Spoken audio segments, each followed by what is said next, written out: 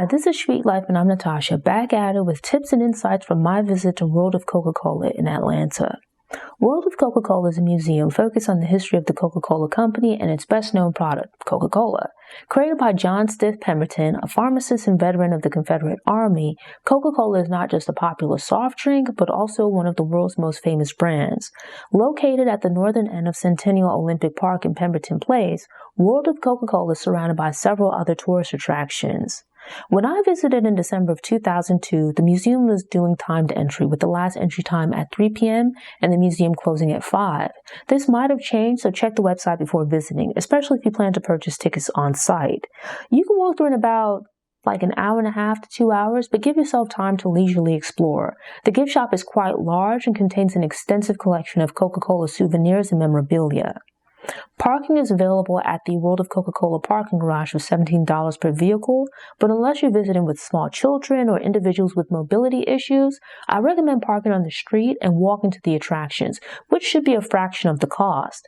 I arrived in the area around 2 p.m., and as it was still during business hours, there was limited parking nearby. If you arrive earlier in the day and have more time, you can simply wait for a better parking space, someplace relatively close. I was cutting it a bit close with time, so I parked across the street from the Harry Potter exhibition, which I had visited the day before, which was located at the southern end of Centennial Olympic Park. It happened to be bitterly cold on that day, and I forgot my gloves, but still took the opportunity to take photos as I cut through the park. It was maybe about a 10-minute walk or something like that, and that's stopping to take photos along the way.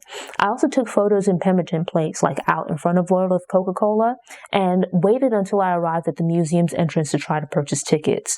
I panicked at first as I got an error message that tickets were sold out for the 3 p.m. entry time, but one of the ticket windows was still open and people were still standing on line. So going on instinct, I joined the line and purchased a ticket for about $20 without issues. The tickets are cheaper than some other nearby attractions, but seemed a little bit overpriced for the experience.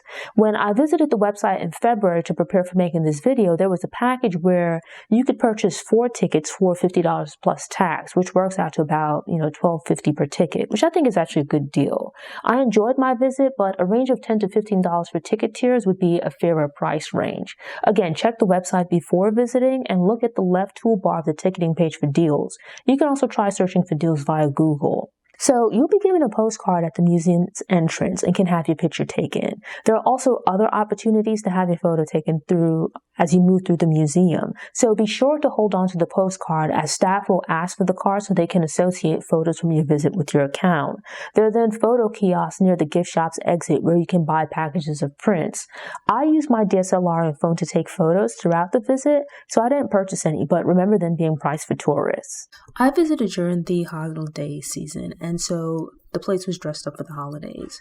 You first start off in sort of like a timed entry presentation where you enter this large room called the Loft, and it contains a lot of Coca-Cola branded products, memorabilia, things like that. There's a performer who has a little interaction with the audience and things like that. It's really short, maybe 5, I'm sure no more than 10 minutes. And it's a way for them, I guess, to also space out the crowds. So you go through this little chat, and at the end of it, you're then passed along into the Coca-Cola theater where you watch a 6-minute video. As you leave the theater, the doors open and you enter into World of Coca-Cola proper, I guess. And in this case, because it was the holidays, it was dressed up. You had trees made out of ornaments, kind of continuing this design theme. It's nice and brightly lit, and the area is separated between 2 floors, and each floor has about 2 to 3 different exhibits. Because of time constraints, I began on the 2nd floor taking pictures with the polar bear.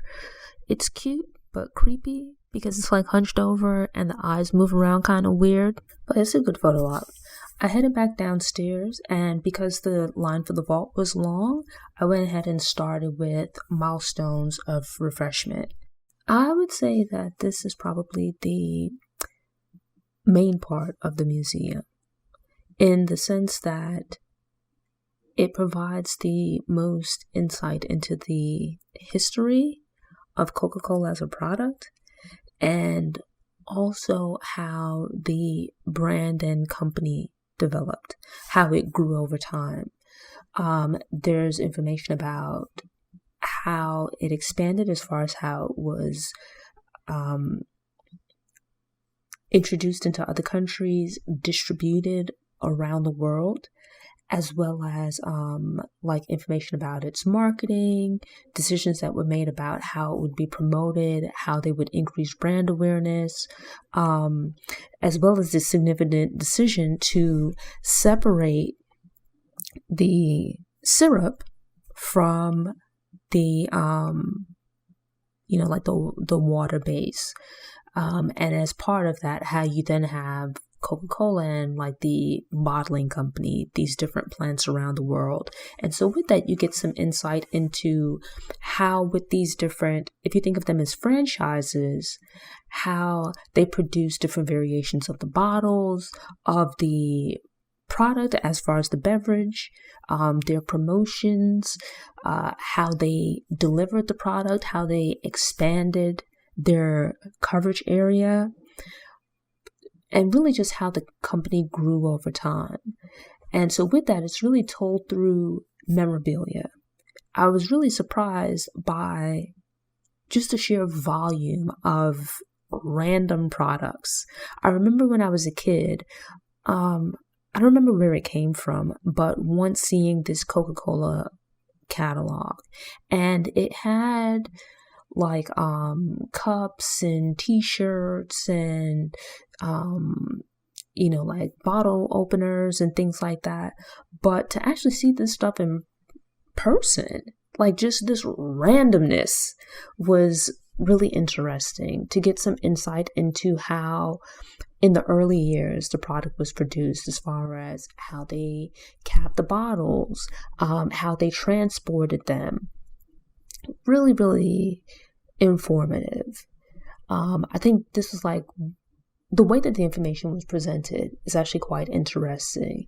Sure, you have like the placards on the wall like you would have at other museums, but just the sheer volume of memorabilia, telling the story through memorabilia, made it different from what you experience at some other museums. I moved on to the Bottle Works exhibit, which kind of gives you a behind the scenes look into the process at bottling plants, as far as like how they filled them, the water filtration, the physical act of creating Coca-Cola, or bottling Coca-Cola, I should say. From there, I moved on to the Scent Discovery exhibit, which is kind of different in that there's a big table-like structure in the middle with these smell stations. You then also have individual smell stations along the perimeter of the room.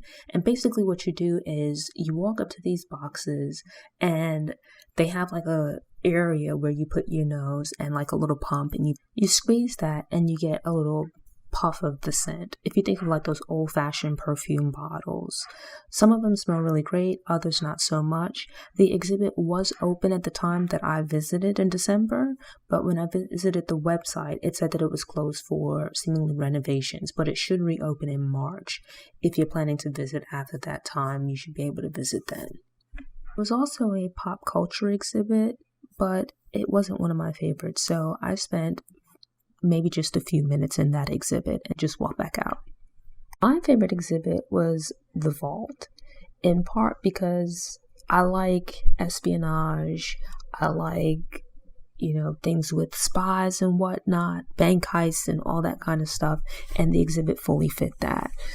So you walk through what looks like the door to a bank vault, and you get inside, and the focus of this exhibit is on the Coca-Cola formula, this secret, very valuable formula that is really the foundation of Coca-Cola, that really helped to build this company.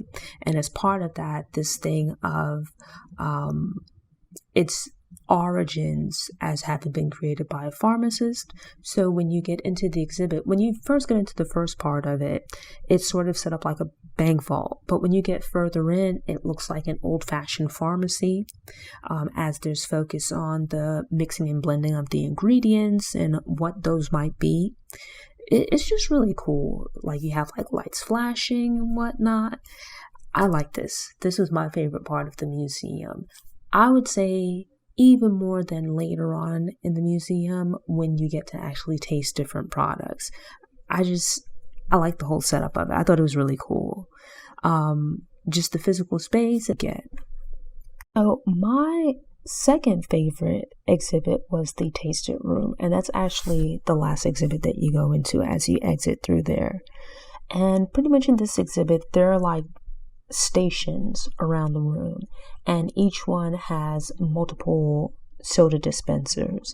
And in this room, you have an opportunity to try different Coca-Cola beverages from around the world.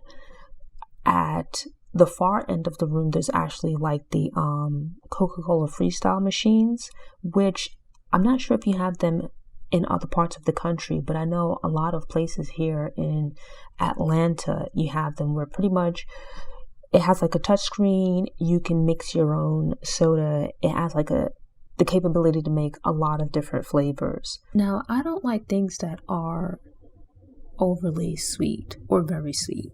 So generally speaking, I don't drink juice, and I drink soda just a few times a year. I would say comfortably 10 times or less. More often it's probably 5 times or less. But when I do drink soda, my soda of choice is cherry Coke. But it was cool here to get an opportunity to try a few different flavors. They give you like these little plastic cups, and you go to the different dispensers and just, you push the little tab or whatever and you get your drink.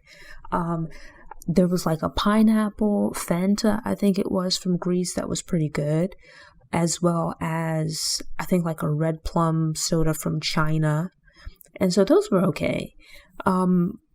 Some of them, I don't think I tasted anything that was like nasty. Some of them, it was just like not my favorite flavor. But the 2 flavors that I actually really liked were the red cream soda, the Barq's red cream soda, and also the Stony ginger beer. Both of them are sodas, but not overly sweet. In general, aside from cherry Coke, I love cream soda and I also love root beer. Those are like my 3 favorites. But the red cream soda, it just had a slightly different flavor from your regular cream soda. I've never seen it in the store, and I don't want to because I don't want to start buying this, but it was cool. I liked it. And the Stony ginger beer was good as well. It wasn't overly sweet or anything like that. It had a nice ginger flavor to it, but it wasn't overpowering or anything like that.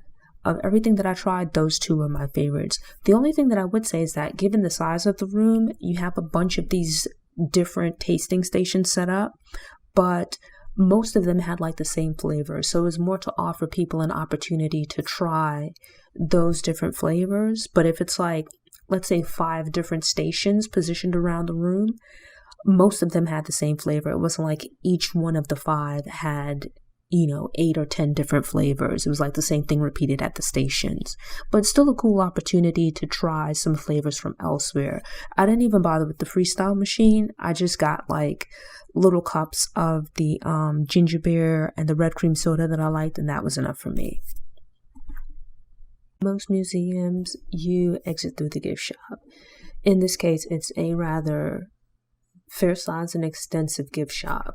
You have Coca-Cola branded clothing, you have household goods, knickknacks, all kinds of stuff. Whatever you could probably think of, they probably have. Plush toys, like teddy bears and things like that, all that kind of stuff. And as I mentioned, you also have the ability to purchase photo packages from pictures that you'd had taken during your time in the museum. You could certainly avail yourself of those. You can't go back through the museum. It's like you kind of just move in one direction once you get into the taste room. But I'm not sure if there are restrooms in the gift shop. But when you get outside, there's like restrooms in Pemberton Place there if you missed the opportunity to use the restroom while you were inside. And all in all, I had a good experience.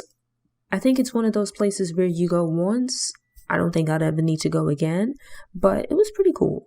I think it's like a nice way to spend an afternoon. How enjoyable this would be for very small children, as there's quite a bit of reading involved, and it's not one of those places where, you can just run and jump and have a good time and whatnot. But if they can make it through the rest of the museum, I think that they might enjoy the tasting room. Thanks for tuning in. To ensure you don't miss any episodes, subscribe to the channel, click the notification bell, and check out my travel and visit playlist. Go ahead and click that thumbs up button if you like what you saw, and go ahead and share it on social media.